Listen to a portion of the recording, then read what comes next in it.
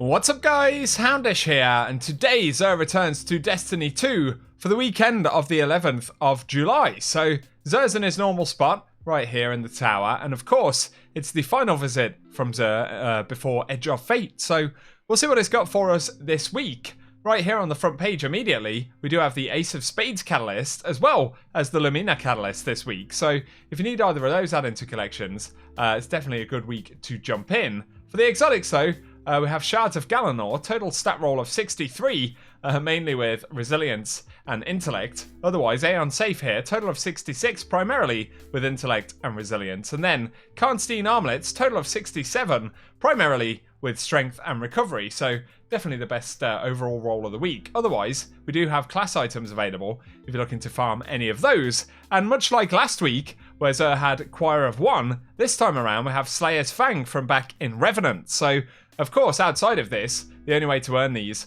has been from their respective exotic missions. So if you want to get the exotic without doing the mission, well, here's your opportunity. I guess we won't be getting Barrow Dyad from Heresy, at least not yet, since Edge of Fate drops next week. But if you fancy picking this up, and then maybe going after the upgrades, of course, it will be a pretty good time to do it. The preview of the weapon won't load, but it's definitely one worth grabbing, and it will be featured in Edge of Fate, so it'll get some of the seasonal bonuses. Otherwise, Hawkmoon has surplus this week, and we have Jade Rabbit, Risk Runner, and Darcy available as well, if you're after any vanilla exotics. And then for the legendary stuff, Nature of the Beast right here has Under Pressure Demolitionist. We also have Different Times, the Pulse Rifle, which has got Outlaw and Collective Action, Deafening Whisper with Lead from Gold Autoloading Holster, and then Tarnished Metal, which has Shoot to Loot and Eye of the Storm.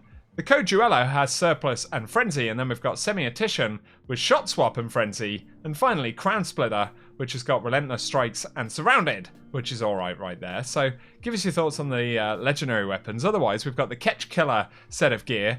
If you want to add this to collections, of course. Otherwise, it would only drop from the seasonal activities, which are now sunset, so Xur's the only way to grab them, even if you're just doing it for the cosmetic component, of course. Otherwise, for strange gear offers, we have Ascendant Shards, Enhancement Cores, and then Glimmer, and Adept Nightfall Ciphers available this week, which is certainly nice as well. So if there's anything you're going after, let me know down in the comment section. Otherwise, I think Xur's getting a few changes that I'll have to recap when we move into Edge of Fate, but I guess we'll be looking at those next weekend after the DLC drops. So hopefully guys, the video has been useful. Let us know if you're wrapping anything up in Destiny 2 in these final couple of days. I went ahead and got the Heretic title. I'm still not loading the Heretic title from episode Heresy. I'd nearly completed it after all that time on the Nether, so I figured it would be rude not to grab it in these final few days. So let us know if you're doing anything before Edge of Fate drops. Otherwise, if you found the video helpful, get subscribed for more Destiny content.